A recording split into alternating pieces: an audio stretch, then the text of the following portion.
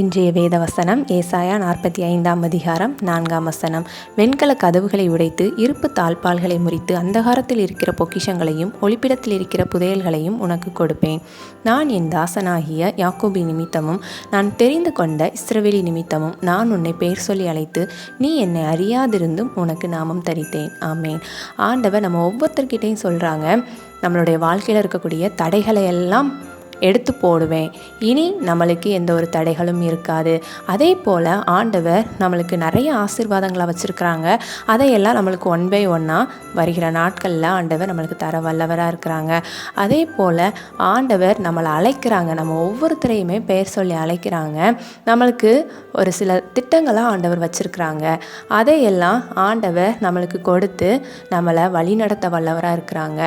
நம்ம ஆண்டவர்கிட்ட நம்மளை அர்ப்பணிப்போம். ஆண்டவர் நம்மளுடைய வாழ்க்கையில் தடைப்பட்ட ஆசீர்வாதங்களை கொடுத்து நம்மளை திரளாய் பெருக பண்ணுவாராக. ஆமேன்.